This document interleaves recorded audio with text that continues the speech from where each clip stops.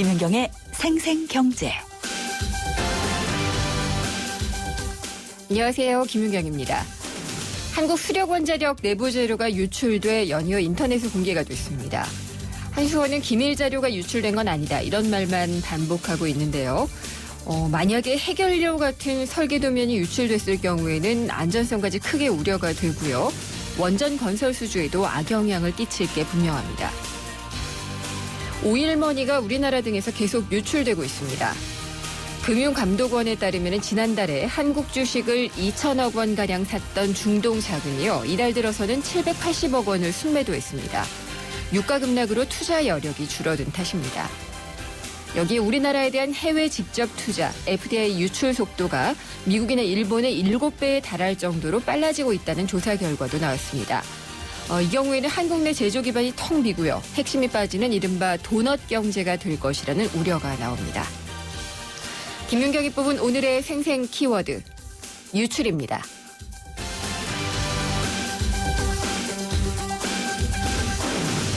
네, 저희 생생경제가 준비한 오늘의 경제 이슈입니다. 앞서 말씀드린 대로 한국 수력원자력 내부 자료가 유출되면서 문제가 일파만파 커져가고 있는데요.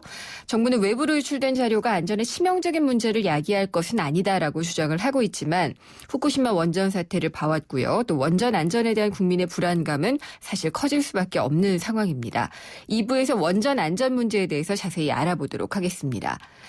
그리고 오늘은 정부가 내년 경제정책 방향을 발표했는데요. 가장 큰 핵심은요, 구조개혁입니다. 경제의 체질을 개선하고 활력을 높여서 기초 체력을 확보하겠다는 건데, 여러 가지 위험 요인에도 선제적으로 대응하겠다라고 발표를 했습니다. 구체적으로 어떤 내용인지 3부에서 기획재정부의 주형환 제1차관에게 직접 이야기를 들어보도록 하겠습니다. 김윤경의 생생경제 1부 시작합니다. 어르신들의 근육을 풀어드리고 싶다는 몸짱 트레이너들. 기프트카 쉐어링을 신청해 강원도 유촌리 마을을 찾았답니다. 아이 시원하다. 아이 시원하다. 기프트카 덕분에 표정까지 확 풀리셨네요. 누구나 이용할 수 있는 모두의 차 기프트카 쉐어링. 기프트카 홈페이지에서 신청하세요. 현대자동차 그룹.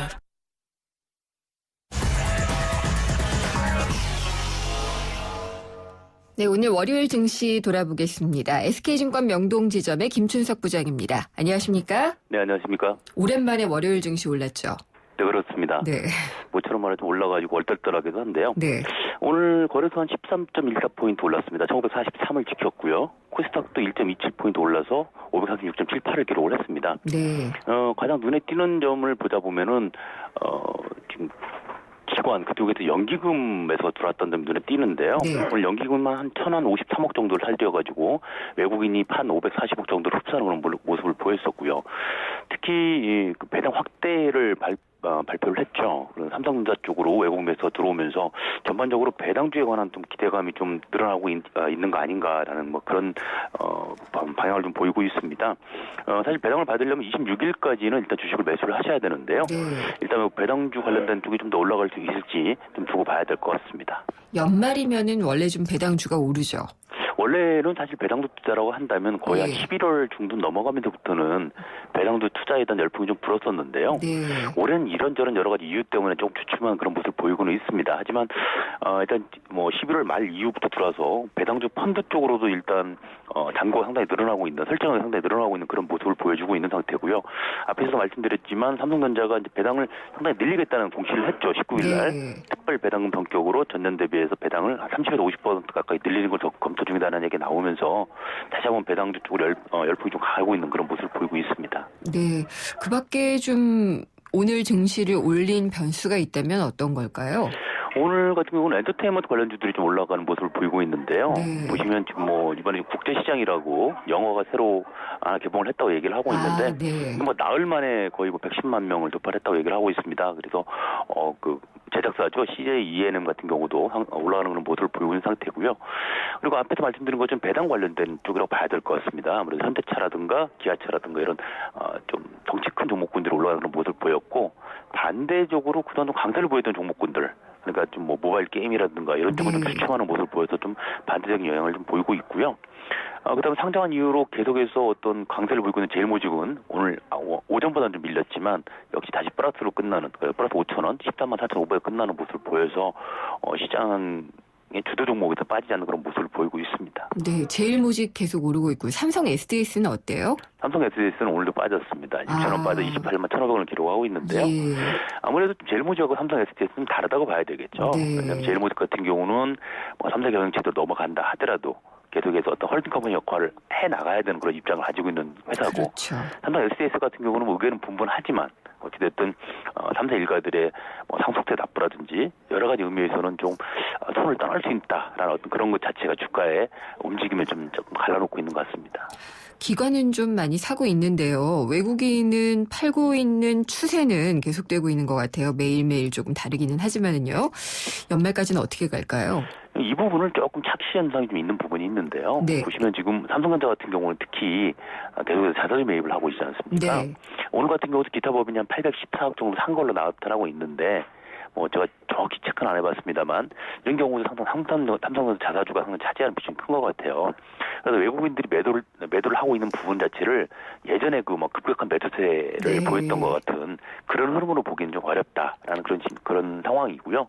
어찌됐든 연말 다가오면서 배당 관련된 쪽에 투자가 계속 들어오고 있지만 특히 외국인들은 오히려 삼성전자 같은 케이스에서 배당을 받지 않고 네. 차라리 자사주에 처분하는 모습을 보이고 있어서 약간은 흔들리는 점이 있습니다. 그래서 이런 부분이 오히려 내년 1월장에도 영향을 미치지 않을까 개인적으로 생각하고 있습니다. 내년 1월장을 얘기하시니까 이번 주 전망을 어떻게 여쭤봐야 될까요? 어차피 31일 날은 예. 개장하지 않고요. 그렇죠. 30날이 마지막이거든요. 그래서 납회일이라고 하죠? 그렇습니다. 예. 납회가 30날 열리게 되어 있습니다. 네. 그래서 시장 자체는 크게 움직이는 변수는 없을 것 같아요. 왜냐하면 저 해외 쪽에서 러시아라든가 뭐 그리스라든가 이런 게 아직까지 꺼지지 않은 불이 있기는 하지만 시장 판도를 흔들 정도까지는 아닐 것 같아가지고요. 네. 조심스럽지만 배당 관련된 대형주 쪽으로는 네. 상승이 좀 이루어질 거라고 보여지고 있는데, 중요한 건 이 부분 자체가 시장이 끝난 다음에, 그러니까 내년까지 이어질 수 있는지 여부는 좀 봐야 되거든요. 어떤 그렇겠죠. 경우에는 예. 배당을 받은 부분을 다 까먹는 경우도 있어요. 네. 그래서 그 부분은 조금 유심히 계속 지켜봐야 될 것 같습니다. 알겠습니다. 잘 들었습니다. 감사합니다. 네, 감사합니다. SK증권 명동지점의 김춘석 부장이었습니다.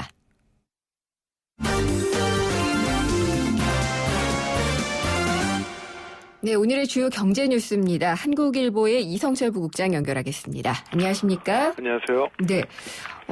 주택연금에 대한 그 월 지급금이 내년부터 좀 줄어든다는 소식이네요. 예, 그렇습니다. 이 주택연금이라는 거는 이제 갖고 있는 집을 담보로 해가지고 연금 대출을, 받듯이 예. 그러니까 일종의 대출은 대출인데 그거를 사망 시점까지 계속 연금식으로 받는, 그러니까 우리가 영모기지 제도라고 하는 것이죠. 최근 특히 이제 우리나라에서는 노년이 돼가지고 이제 집 한 채만 갖고 별 금융자산 없이 노후를 맞는 분들이 되게 많지 않습니까? 네. 그래서 이제 이런 분들이 노후 소득 수단으로서 주택연금을 이제 점차 많이 활용하는 추세인데, 안타깝게도 이게 내년 2월부터 주택연금에 새로 가입하시는 분들은 매달 받는 지급금, 그러니까 매달 받는 연금액이 평균 한 1.5% 정도 줄어들게 될 것으로 보인다고 합니다. 네. 주택금융공사가 이제 그러한 계획을 오늘 발표를 했는데, 이 월 지급금을 산출하는 데 적용하는 그 변수는 이제 주택가격 상승률이라는 거하고 국민생명표라는 게 있습니다. 주택가격 상승률이 계속 떨어지게 되면은 아무래도 주택 가치가 떨어지는 것이기 때문에 장기적으로 네. 받게 되는 연금 액수가 줄어들게 되는 것이고요. 또 생명표 평균 수명이 길어지면은 이 주택연금이라는 거는 사망 시점까지 받는 거기 때문에 오래 받게 될수록 이제 지급 부담이 커지게 되니까 네. 매달 받는 금액을 이제 줄이게 되는 겁니다. 그래서 두 가지 변수를 놓고 봤더니 지금보다는 평균 수명은 길어지게 되고 주택가격 상승률은 지금보다 상대적으로 둔화되고, 그래서 결국 매달 받는 연금 액수가 이제 줄어들게 되는, 그러니까 이미 가입하신 분들은 상관이 없고요. 네. 이미 가입하신 분이나 이제 내년 1월까지 가입하시는 분들은 상관이 없고 2월 이후에 가입하시는 분들한테 적용이 되는데, 아마 매달 받는 금액이 한 1.5% 정도 줄어들게 되는데, 예를 들어서 3억 원짜리 주택을 가지신 한 70세 노인이 내년 2월 이후에 주택연금에 가입을 하게 되면은 3억 최저임금까지 받게 되는 금액이 매달 99만 9천 원인데요. 지금은 네. 이게 이제 한 13,000원 정도 줄어가지고 98만 6천 원만 받게 된다고 합니다. 그러면은 어쨌든 이것도 연금이라는 이름으로 되어 있으니까요. 연금 개혁의 일종으로 봐야지 되는 건가요? 그거 연금 그건 개혁이라기보다는 아닌가요? 이거는 예. 이제 가격 상승률, 그러니까 순수하게 이제 가격 요소에 따라서 주택 가격이 계속적으로 이제 상승률이 둔화된다는 전망, 네. 그다음에 평균 수명이 길어진다는 전망 두 가지를 넣어서 이제 주기적으로 조정을 하게 되는데요. 예. 아마 추세적으로 봤을 때 이거는 계속 줄어드는 형태로 나타나지 않을까. 평균 수명이 아무래도 지금보다 더 길어지게 될 것이고, 그렇죠. 집값은 뭐 큰 폭으로 오를 가능성이 점점 희박해지지 않습니까? 네. 그런 두 가지 요인을 보면은 다음번 조정이 또 언제가 될지 모르겠습니다만은 조금씩 줄어드는. 그래서 어차피 가입하실 생각이 있으신 분들이라면 내년 2월 오기 전에 1월까지 가입하시는 게 좋을 것 같습니다. 네, 이게 노후 대책으로도 많이 얘기가 되고 있어서 그렇죠. 점점 줄어든다고 한다면 그래도 줄어든다고 하더라도 집을 갖고 있는 분들한테는 상당히 좀 도움이 되는 노후 대책이 아닌가 그러니까 싶어요. 어떻게 보면 이제 그 집 한 채만 있는 노인들로서 이제 두 가지 선택인데요. 예. 자녀들한테 도움을 받고 나중에 돌아가시고 나서 집을 물려줄 것이냐, 네. 아니면 자녀들한테 도움 안 받고 지금 있는 집을 활용해서 이 영목이지 형태로 연금을 받을 것이냐 두 가지 선택인데 갈수록 또 선진국으로 갈수록 후자의 케이스가 높습니다. 네. 그리고 해외여행 하다가 입국할 때 이제 면세 범위를 넘겨가지고 물건을 네. 들여오는 경우가 많이 있잖아요. 요 세금을 더 물리게 된다고요. 네, 지금 9월부터 면세 한도가 400달러에서 600달러로 높아지게 됐죠. 네. 높아진 대신에 면세 범위를 초과하는 금액, 그러니까 600달러를 이상 물건을 사가지고 들어올 경우에는 신고를 해야 됩니다. 신고해서 만약에 뭐 여행이 적발되지 않고 그냥 통과되면 모르겠습니다만 네. 만약에 거기서 자진 신고하지 않고 세관원이 짐 검사를 해서 걸리게 되면은 꽤 많은 가산세를 물게 되는데 지금은 가산세가 납부세액이 30%인데요. 이게 40%로 올라가게 된다고 합니다. 네. 그러니까 예를 들어서 해외에 다녀오면서 $1,000 정도의 선물을 사가지고 올 때, 그러니까 600달러까지 면서고 이제 그 초과되는 400달러 부분이 이제 세금을 내야 되는 건데요. 자진 신고를 하면은 세부담이 6만 원밖에 안 됩니다. 근데 자진 신고하지 않고 적발이 될 경우에는 가산세를 포함해서 11만 4천 원을 지금 내야 되는데 이게 더 상승이 돼가지고 더 무거워져서 12만 3천 원. 그러니까 글쎄 운에 맡겨서 무사히 조마조마 그냥 통과하기를 기다리시는 것보다 조금이라도 어쨌든 세금을 내고 들어오시는 게 더 현명한 방법이 되지 않을까 싶습니다. 사실 그게 원칙이기도 하고요. 원칙인데 이제 설마 내 가방을 보랴 네. 뭐지 이런 생각으로 하시는 분들이 많은데 모르겠습니다. 이제 세관원들 같은 경우는 또 아주 파악하는 아주 정밀한 또 기법들이 있고요. 네, 잘 알죠. 네. 예. 그래서 그냥 모르겠습니다. 뭐 조금 몇십 달러 초과되는 거 정도면야 뭐 그게 이제 융통성 있게 돌아갈 수도 있겠습니다만은 정말 막 1,000불, 2,000불 이렇게 될 때는 신고를 하고 들어오시는 게 훨씬 더 경제적이라고 네. 생각이 됩니다. 그리고 이제 세금 얘기하다 보니까 연말정산, 이게 13월에 이제 월급이다라고 네. 했던 것이 이제 많이 줄어들 것이라고 얘기를 하잖아요. 계속 줄었습니다. 사실 네. 이거는. 우리가 이제 직장인들한테는 그 연말정산 받는 돈이 사실은 보너스 같은 개념이죠. 네. 13월치 월급이다. 뭐 13개월치 보너스다 이렇게 불리고 있는데 이게 지금 과거보다는 이미 많이 줄은 게 옛날에는 매달 원천 징수를 많이 하고 그러니까 많이 떼고 많이 돌려주는 방식이었는데 그게 바뀌어서 적게 떼고 적게 돌려주는 방식으로 바뀌었죠. 근데 거기다가 지금 올해부터는 소득공제 방식이 많이 바뀌었습니다. 소득공제에서 세액공제로 바뀐 항목들이 많아가지고 네. 이런 산식을 적용을 해보면은 이번 아마 1월이나 2월에 월급쟁이들이 저를 포함해서 예. 돌려받는 금액이 꽤 줄어들게 되지 않겠느냐. 한 10% 이상 줄어들 것이다. 이렇게 지금 전망이 되고 있는데 네.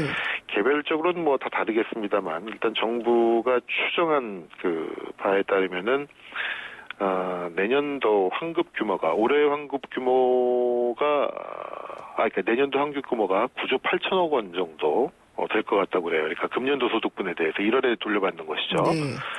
그래서 올해보다 한 8천억 원 정도, 8.1% 정도 줄어들게 될 것이다. 개인마다 다르겠습니다만 대략 판례시 한 10% 정도 평균적으로 줄어들 것으로 전망이 되는데 이게 말씀드린 것처럼 소득공제 방식이 세액공제 방식으로 바뀌었다고 말씀드렸는데 지금은 예를 들어서 뭐 보장성 보험료다 그러면 100만 원까지 인정을 해가지고 그걸 소득공제하지 않습니까? 네. 근데 지금 이제 보장성 보험료하고 연금 계좌 같은 경우는 납입액의 12%를 세액에서 빼주고 의료비나 교육비 같은 경우는 또 15%를 세액공제해주고 이런 식으로 하니까 전체적으로 보면은 소득이 낮으신 분들은 별 상관이 없는데요. 상대적으로 소득이 높은 급여생활자, 봉급생활자들 같은 경우는 환급받는 세금이 훨씬 더 줄어들게 되고 아마 경우에 따라서는 반대로 환급받는 게 아니라 추가적으로 세금을 내야 되는 그런 일도 왕왕 벌어질 것 같습니다. 네, 그게 저희 출연하시는 세무사님께 여쭤보니까 대략적으로 연봉 5천만 원 이상이 되면은 많이 줄어들 것이다라고 얘기를 하시더라고요. 그렇습니다. 네. 뭐라고 얘기를 해야 될지 정부는 좋은데, 네. 기분은 이게 뭐 어차피 똑같은 건데요, 사실은. 뭐 덜 떼고 나중에 덜 돌려받는 거나 많이 떼고 많이 돌려받는 거나 뭐 비슷한데 어쨌든 기분 문제가 있죠. 네. 나중에 좀 목돈으로 받는 게 확실히 기분 좋은 측면이 있고 거기다가 이제 정부가 여러 가지 이 세수 확대 목적으로 복잡한 이 소득공제 방식을 바꾸다 보니까 결과적으로 그러지 않아도 투명한 유리지갑을 가진 월급쟁이들은 연말에 또 별로 좀 지갑이 웃을 일이 없을 것 같아요. 맞습니다. 그런 상황이 되는 것 같습니다. 예, 오늘 말씀 잘 들었습니다. 감사합니다. 네, 고맙습니다. 네. 한국일보 이성철 부국장이었습니다. 자원도 기술도 자본도 없었지만 도전 앞에 불가능은 없었습니다. 자원은 유한하지만 창의는 무한하기에 포스코의 끝없는 도전주의는 결코 멈추지 않습니다. 위대함을 향해 갑니다. 포스코. 거기 자네 꼴을 보니 어젯밤도 달렸구만. 지금부터 받아 적게. 이태백의 숙취비책. 헛개는 기본, 특허받은 복합 원료로 숙취 해소에 강하게 이태백의 숙취비책. 특허까지 받았으니 이태백이 강추하네. 네, 생생경제 일부 함께 하셨습니다. 한국 수력 원자력, 그러니까 우리나라 원자력 수력 등을 이용해서 전기를 만들고 공급하는 곳이죠. 이곳에 자료가 털렸습니다.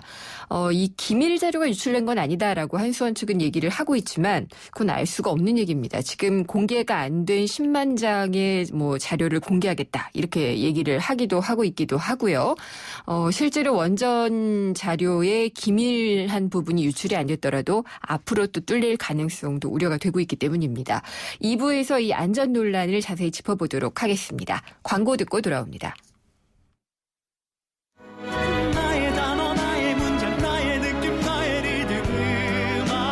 YTN 라디오와 세종문화회관이 공동 주최하는 뮤지컬 제약 콘서트 프로미스 2015 삼찬성 매진 기록의 모차르트 뮤지컬 어워즈 최다 수상의 엘리자벳을 비롯해 2014년을 빛낸 최고의 뮤지컬들이 올해의 마지막 날 한자리에 모입니다. 임태경, 민영기, 옥지연 등 최고의 뮤지컬 스타와 관객이 함께하는 프로미스 2015 예매는 인터파크에서 확인하세요.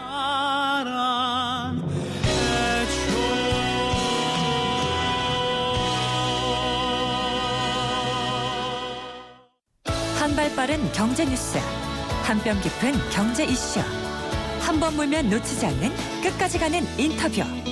지표 MC 김윤경의 생생경제. 게릴라 경제 현장 은평구 불광동의 실버형 공유주택에 와 있습니다. 하경 이사장님 만나볼게요. 안녕하세요. 네, 반갑습니다. 네, 제가 지금 여기 4층에 특별한 공간에 와 있는 것 같은데 여기는 어디예요? 이게 우리 8세대가 사용하는 커뮤니티 공간이에요. 커뮤니티 홀이라는 게 여기 안에서 다 같이 네, 밥 먹고 영화도 보고 또 놀이도 같이 하고 식구들이 다 모여서 즐길 수 있는 공간이죠.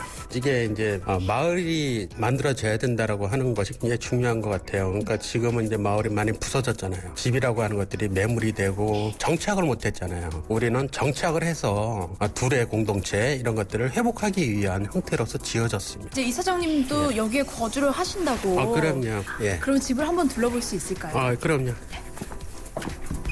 굉장히 아늑하고 따뜻한데요. 여기는 단열을 굉장히 최우선으로 했어요. 그래서 내벽, 특히 창호는 단열 처리에 가장 중요한 요소이기 때문에 그 삼중 유리창을 쓰고 있습니다. 여기가 자연과 인간이 함께 숨쉴 수 있는 주택으로 이런 북한산이 있는 또 공원도 있고 뿐만 아니라 바로 옆에 또 텃밭이 있습니다. 그래서 여기를 선정하게 됐습니다. 참 아름답죠? 저희들은 약간 이제 요새 흔히 이제 인생 이모작이라고 그러죠. 퇴직 후에 어떻게 할 것인가라고 하는 부분들을 상당히 많이 보완했고요. 그러다 보니까 이제 상가도 마련하고 노후에 대한 그 사회공헌 운동 이런 데 좀 신경을 많이 쓰게 됐습니다. 지금까지 게릴라 경제 현장 동예원 리포터였습니다.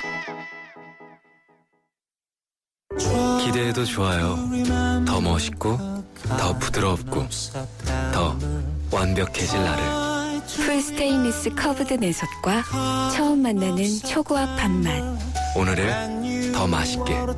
쿠쿠 풀 스테인리스 고압력 커브드. 쿠쿠.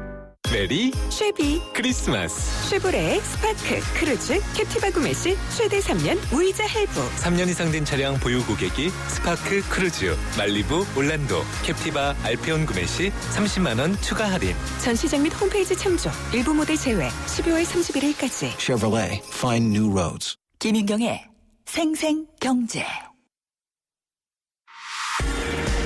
오늘 당신이 꼭 알아야 할 가장 중요한 경제 뉴스는 한국 수력 원자력 해킹, 원전 안전 괜찮은가입니다.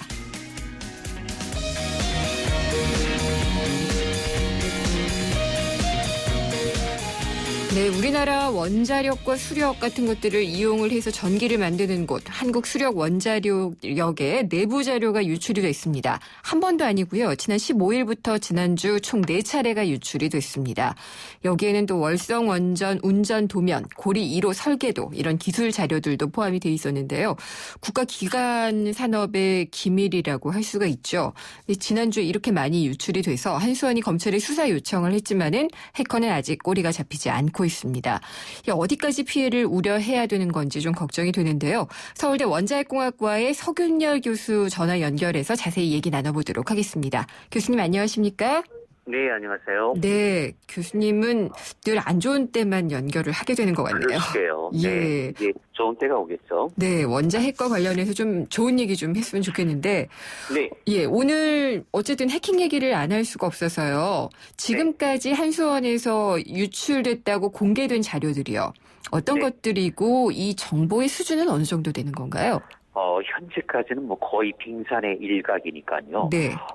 전체 뭐 25만 장 정도 되는 도면 중에서 기껏해야 몇 점 정도. 그러니까, 설계 도면도 있고, 교육용 자료도 있고, 대외 문서, 또, 개인 정보, 어떤 거는 좀 오래됐고, 어떤 거는 뭐 1년 정도 됐고, 이런 몇 가지가 있긴 한데, 네. 기본적으로 아직까지, 노출된 자료 가지고는 뭐 원전 안전에 이상이 있다거나, 또는 국익에 뭐 이상이 있다거나, 그런 정도까지는 아니어 보입니다. 그러니까 설계 도면이라든지 운전 도면, 이런 거는 큰 기밀은 아니군요. 네, 현재까지는. 근데 문제는, 네.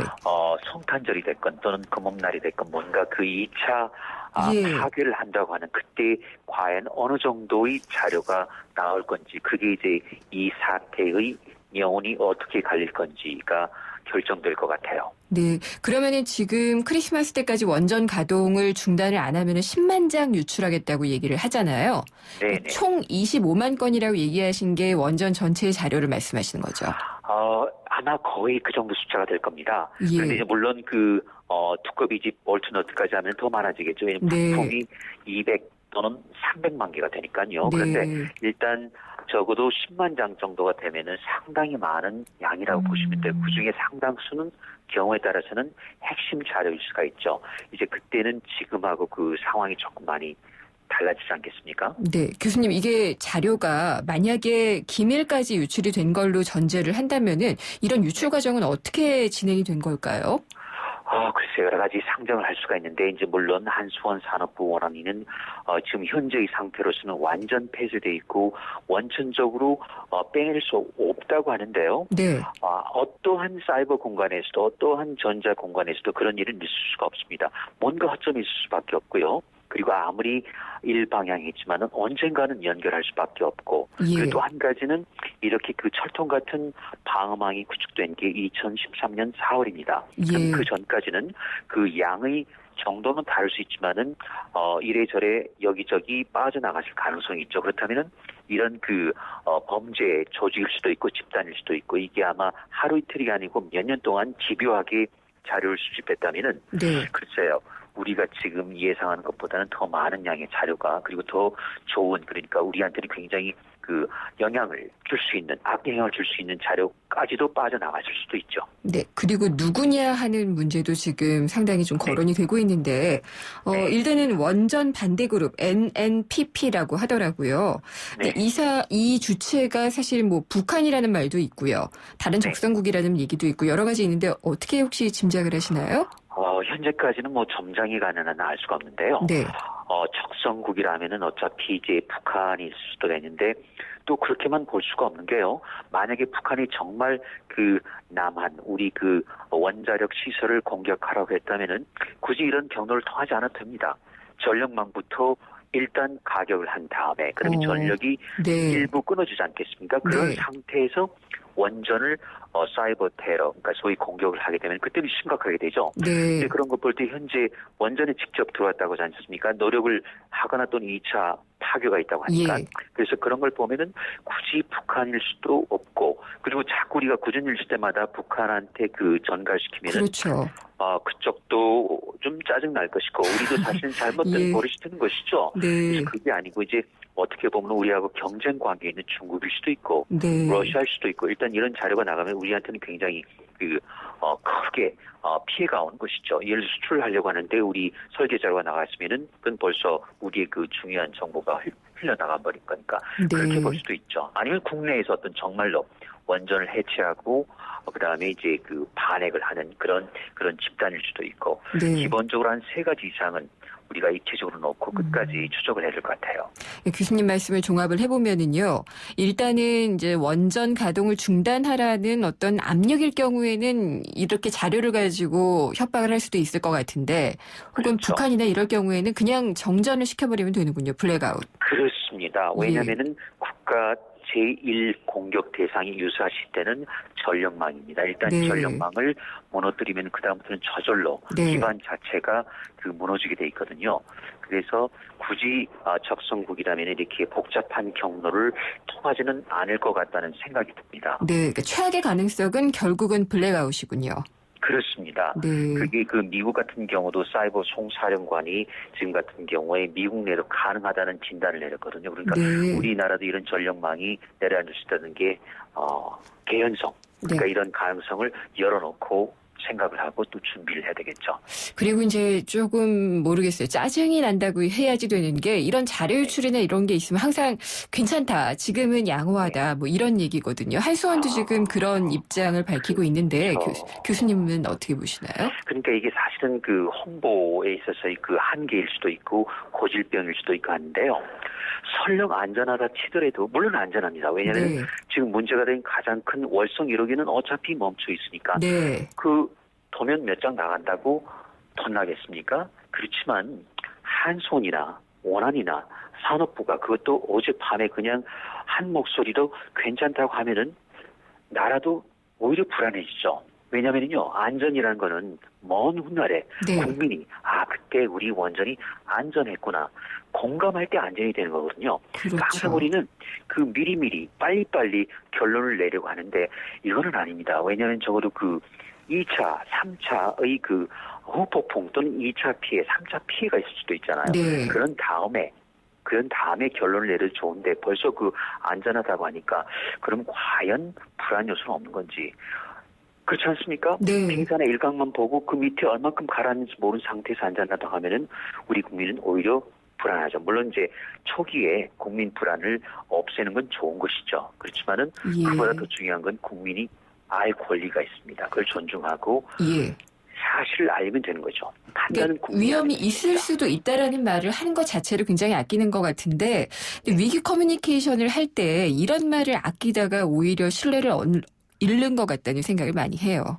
그렇습니다. 있습니다. 네. 그럴 때는 오히려 그 판단을 국민에게 맡겨주면 되거든요. 그리고 네. 지금 같은 경우 물론 위기인 건 사실입니다만은 지금처럼 그냥 안전 위주로 가면은 누구나 다 한 번쯤 의심할 수밖에 없어. 그래서 마지막으로 드리고 싶은 말씀이 안전하다는 거는 끝까지 말을 네. 아끼면 됩니다. 그는 그렇군요. 우리 국민 마음에서 우러나올 수가 있는 거예요. 네, 그렇죠? 교수님. 그리고 이게 지금 뭐 적성 국가가 일부러 그렇게 이 정도로 그냥 할 리가 없다라고 말씀하신 걸 보면은 경쟁국이나 그러니까 우리 원전 수출하는 경쟁 국가들 이런 데서 하지 않았을까라는 생각이 얼핏 들어요.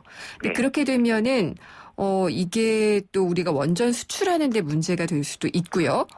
예, 그다음에 또 이게 월성 1호기 같은 경우에 캐나다 원자력 공사에서 설계를 했더라고요. 그쪽에서 문제를 또 제기할 수도 있지 않을까요? 그게 사실은 더 직접적인 그리고 눈에 보이는 위협 중에 하나인데요. 네. 그러니까 이제 캐나다 같은 경우는 이렇게 할 수가 있겠죠. 지금 벌써 이제 설계 도면이 10장밖에 안 되니까 괜찮다고 하는 게 아니고요. 그런 경우는 한 장이라도 나가면 안 되는 거겠죠. 네. 그렇지만은 그쪽에서 당장 국제 소송 걸고 그렇지 않습니다. 언제 하시는지 아십니까? 이거는 우리 국가, 우리 원전이 수출 시장에서 예를 들어서 캐나다하고 마지막 결전이 붙었을 때 네. 아주 결정적인 부정적인 자료. 예를 들면 우리 같은 경우에 부품 비리 있었죠. 네. 상납 비리 있었죠. 그렇죠. 가격 탐합 있었죠. 네. 이제는 정보 유출까지. 이 모든 그 불량 기록들이 자꾸 올라가면은요. 그러면 상대국이 살려고 할 때 과연 우리 원전 살까요? 그러니까 그런 점에서 아마 결정적인 카드를 쥐고 있을 겁니다. 네. 거기에 우리는 그 약점을 크게 하나 또 잡힌 것이죠. 큰일 났네요. 예. 그러게요. 그게 이 문제의 본질입니다. 원전 안전은 괜찮아요. 지금 네. 서있는 안전, 안전하죠. 그 몇 장 나갔다고. 그러면은 지금 아까도 이제 뭐 10만 장을 올리겠다라고 한 이제 공개 안 한 자료를 갖고 있다고 이 엄포를 놓은 것을 네. 굳이 그렇게 크게는 안 보고 계신 것 같아요, 교수님께서는요. 왜냐면은요. 예. 저는 10만 장이든 10장이든 노출됐다는 게 중요한 거죠. 흘러나와 버렸다는 게 중요한 것이지. 물론 10만 장이면 정말 심각한 거죠. 거기는 당연히 아주 중요한 자료들이 있을 수밖에 없을 겁니다. 그렇지만은 제가 볼 때는 10장이 나왔다고 괜찮고 10만 장이 나오면 문제가 되느냐? 아닙니다. 10장 자체가 벌써 문제가 되는 것이죠. 네. 거기 핵심 부품은 아닐 수도 있고 숫자는 조금밖에 없을 수도 있지만은 그거를 이제 문제 삼을 수가 있는 게 그건 뭐죠? 우리나라 신뢰성의 문제죠. 예. 원전 사업자가 기밀 정보를 대외비 문서를 또는 개인 정보를 그냥 줄줄 세고 있다는 네. 것이죠. 그리고 거기에 대해서 별로 그렇게 물론 국민 안심시키려고 뭐 괜찮다고 하는 건 좋지만은 이런 그 소위 안전 불감증인 나라, 소위 그 또는 더듬이를 잃어버린 나라의 네. 그런 그 원자력 발전소를 과연 살려고 할까요? 거기 그 우리 그 원자력 산업에 또 그림자 큰 게 하나가 드리워진 것이죠. 알겠습니다. 그리고 지금 2차 파괴 얘기를 하고 있잖아요. 네. 그 최악의 경우는 아까 이제 블랙아웃 전체로 이제 전력이 중단이 되는 전력 공급이 네네. 중단되는 사태를 가정할 수도 있다라고 얘기를 하셨는데요. 그런 게 지금 모르겠어요. 가능할까요? 그러니까 원전이라는 것 자체가 우리가 후쿠시마 사태 때도 봤듯이 원전이라는 것 자체에 대한 안전에도 그 신뢰가 많이 쌓여져 있지가 않잖아요. 근데 뭐 해외 같은 경우에 이렇게 원전을 사이버 공격을 해서 네. 가동을 중단을 시키고 전력 공급을 중단하고 그런 예가 좀 있었나요? 있었습니다. 4년 전에 이란에서 실제로 원심 분리기가 1000개가 망가져 버렸고요. 예. 그다음에 일본 가까운 나라에서 몬주라고 하는 좀 말썽 많은 원자력 발전소가 있는데 여기서 제어실이 망가졌습니다. 그쪽도 마찬가지로 우리가 자랑한 것처럼 네. 제어실은 어디나 다 격리가 되어 있습니다. 그렇지만은 완전한 격리, 원천적으로 밖에서 접근할 수 없는 그런 전산망 또는 이런 그 내부망, 네. 제어망이라는 건 존재하지 않아요. 그 과학적이지 않은 용어입니다.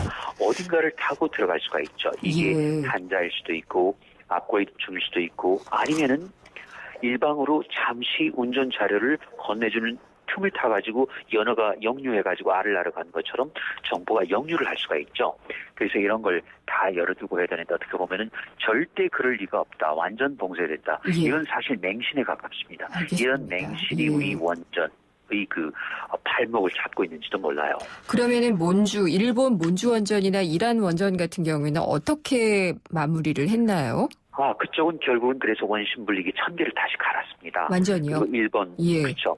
먼주 원자력 같은 경우는 제어포를 다시 갈았고, 다시 격리시켰고, 예. 그리고 완전히 이제는 보통 소프트웨어 같은 경우는 업그레이드라는 걸 하지 않습니까? 네. 업그레이드 하지 않고 아예 그냥 시간과 비용이 들지만은 그때 새로 갈아 끼우는 겁니다. 그러니까 알겠습니다. 금고를 구멍 나면은 메우려고 할 게 아니고, 네. 아예 금고를 갈아치우는 거예요. 그밖에 문이 열리지 않는 유일한 방법일 수. 그럼에도 그러면 불구하고 우리도 다 바꿔야 올라갈 돼요? 그렇습니다. 그러는 시점이 됐고요. 근데 예. 이제 문제는 우리는 아까 말씀드렸는데 2013년 4월부터는 이게 진행 중이었는데 그러니까 격리가 됐는데 예. 그 전에는 기본적으로 활짝은 아니지만 격리는 안 돼 있었어요. 그렇다면은 네. 이 바이러스란 거는 작동을 바로 하는 게 아니고 잠복기라는 게 있습니다. 네. 그러니까 적어도 2013년 4월 이전에 잠복해 들어가셨을 수도 있죠. 그리고 예. 2014년 올해가 되겠습니다만 성탄절이 됐건 또는 금음날이 됐건 어떤 중요한 날에 우리 국민 불안을 가중시키고 이런 네. 기간을 기다렸을지도 모르죠. 그래서 이제 그게 이들이 말하는 2차 또는 3차가 있을 수도 있겠죠. 이런 파괴, 그거는 이제 해킹이 되는 것이죠. 그야말로 예. 사이버 전쟁 수준이고 어떻게 보면은 2015년은 네. 홀수이기 때문에 사이버 전쟁이 아마 크게 날 수도 있다고 합니다. 그런 네. 전주곡이 될 수도 있죠. 예, 교수님 여기까지 듣도록 하겠습니다. 오늘 말씀 감사합니다. 네, 고맙습니다. 서울대 원자핵공학과의 서균열 교수였습니다.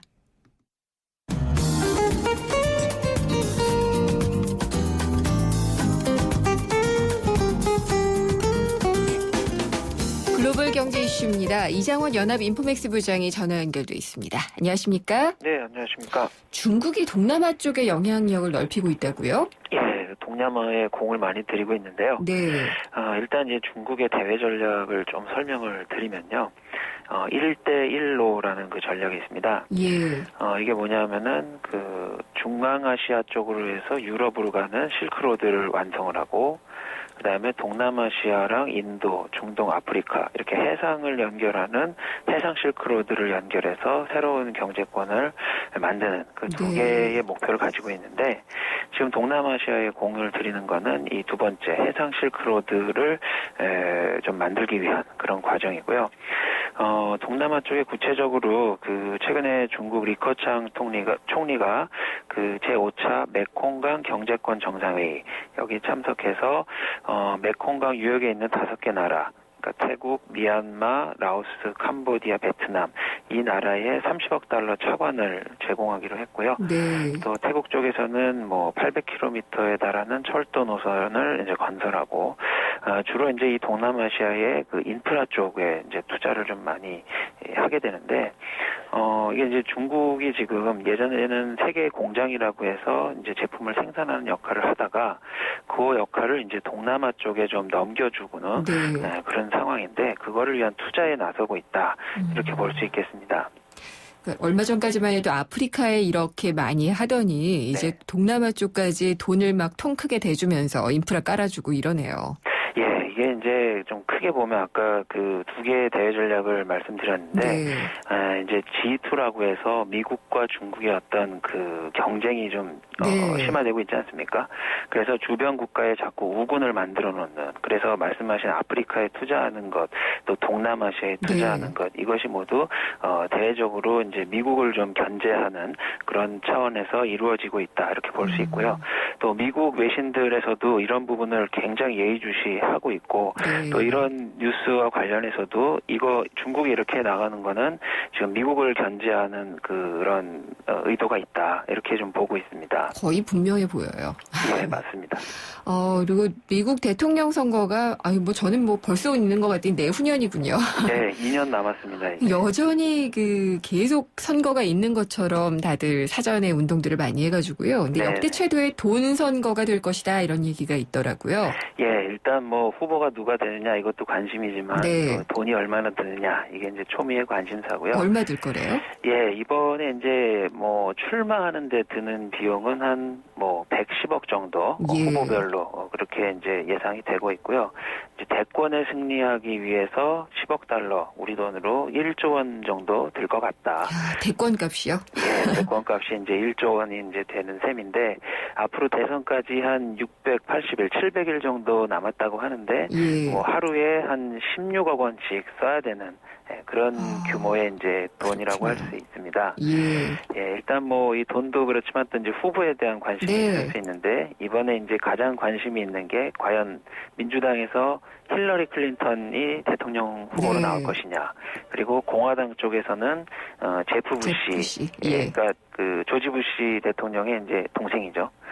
그래서 그 그러니까 클린턴 가문과 부시 가문이 맞대결을 할 것이냐. 이게 이제 가장 큰 관심사로 떠오르고 있고요. 경선을 이제 거쳐야 되는데 네. 민주당 쪽에서는 힐러리가 좀 가능성이 높아 보이고요. 공화당 쪽에서는 제프 부시가 좀 떠오르고 있긴 하지만 아직도 좀 경쟁해야 될 후보들이 많기 때문에 네. 좀 상황을 지켜봐야 될 것 같습니다. 언제 또 어떤 후보들이 나올지 몰라가지고요. 네, 그렇습니다. 힐러리 클린턴은 경선 한번 했잖아요. 예, 오바마 대통령이랑 네. 이제 경선에 붙어서 이제 아깝게 눈물을 머금고. 예. 그랬었죠. 중국의 부자들은 요즘 영화에 관심이 많은 것 같더라고요. 예. 그 알리바바의 마윈이라고 굉장히 네. 요즘 그 유명해진 이제 아주 유명해졌죠. 예. 그 알리바바 마윈 회장이랑 이제 중국 부동산 그 회사 중에 완다 그룹이라고 네. 있습니다. 여기 왕제닌 회장이 있는데 이 두 사람이 지금 영화 사업에 그 투자에 굉장히 관심을 많이 보이고 있다고 합니다. 그 미국 영화사 중에 그 라이언스 게이트라는 네. 그 회사가 있습니다. 이 라이언스 게이트는 그 2012년에 개봉한 헝거 게임, 파넴의 불꽃 이거를 이제 제작한 영화 제작사인데 이 영화 제작사를 중국의 이 두 거부들이 서로 인수하겠다고 지금 경쟁을 좀 펼치고 있다고 하고요. 네. 이제 완다그룹 같은 경우에는 지금 부동산 기업에서 영화라든가 엔터테인먼트 기업으로 변신을 좀 꾀하고 있고 그런 네. 차원에서 미국 영화사를 인수하고 싶어 하고요. 마윈도 그 뉴욕 증시에 상장을 하면서 굉장히 그 자금을 많이 확보해 놨는데 그렇죠. 예, 이거를 이제 그 사업 다각화 차원에서 엔터테인먼트에 좀 투자를 많이 하려고 하고 있고요. 이 라이언스 게이트 말고도 최근에 소니에 좀 투자할 의향이 있다. 이렇게 마윈이 좀 그쪽에 이메일을 보낸 게 좀 네. 뉴스화가 돼가지고 좀 관심이 좀 쏠리고 있고 또 중국 영화사에도 마윈이 그 지분인 수전에 좀 참여하기로 해서 이 중국의 이제 부호들이 아무래도 중국의 문화 수준이 이제 높아지고 생활 수준이 높아지다 보니까 영화 쪽에 좀 관심을 많이 가지고 있는 것 같고요. 재밌는 게 두 사람의 그 재밌는 인연이 좀 있습니다. 어떻게요? 최근에 이제 그 온라인 쇼핑 시장을 놓고 좀 그 내기를 했다고 해요. 네. 그래서 지금 앞으로 2020년에 온라인 쇼핑 비중이 전체 시장에서 절반 50%를 넘을 거냐 이 내기를 했는데 이 여기 들어가는 내기의 비용이 180억이라고 하고요. 예. 맞추는 사람한테 이 돈을 이제 주기로 했다고 하고. 통도 크네요. 네. 예. 그리고 뭐 상장 얘기를 말씀드렸는데 네. 그 마윈 회장이 이제 뉴욕 증시에 상장하면서 원래는 그 왕제닌 회장이 중국에서 제일 부자였는데 네. 뉴욕 상장하면서 그 순위가 역전이 됐거든요. 네. 근데 최근에 왕 회장이 이제 다시 홍콩 증시에 완다 부동산을 상장시키면서 그 중국 최고부호라는 그 타이틀을 다시 빼앗아 올 그럴 가능성이 좀 커지고 있습니다. 알겠습니다. 잘 들었습니다. 감사합니다. 예, 감사합니다. 이장원 연합 인포맥스 부장이었습니다. 전전의 땡큐 크리스마스. 사랑하는 부모님, 친구들, 동료들, 선생님, 땡큐 베리 마치. 이 많은 분께 어떻게 마음 전하죠? 그래서 준비했죠. 21일에서 25일까지 파리바게뜨 케이크 살 때 해피포인트 고객 최대 20% 혜택. 크리스마스 케이크는 역시 파리바게뜨. 숨기는 손 큰 사람. 토핑을 2배로 주니까 베이컨, 스테이크, 소세지, 오징어, 새우가 듬뿍. 빵 끝엔 크랜베리 크림치즈와 애플 시나몬이 꽉. 토핑이 2배. 토핑 킹. 와, 맛도 2배네. 15885588 피자헛. 지금 주문하면 미디엄 가격에 라지를. 정부가 내년 경제정책 방향을 발표했습니다. 성장도 중요하지만 무엇보다 구조개혁으로 경제 체질을 개선하겠다라는 점을 분명히 했는데요. 과감한 정책을 보였다기보다는 좀 시간이 걸리는 얘기들을 많이 한 것 같습니다. 그래서 실효성에 대한 지적이 나오고 있는데 3부에서 기획재정부의 주영환 제1차관 모시고 직접 얘기 들어보도록 하겠습니다. 궁금한 점이나 의견 있으면 보내주세요. 문자는 짧은 문자는 50원, 긴 문자는 100원이 부과되는 우물정의 0945번. 또 YTN 라디오 애플리케이션 예스나 페이스북과 트위터 페이지에도 남겨주시면 됩니다. 4시 뉴스 듣고 3부에서 뵙겠습니다.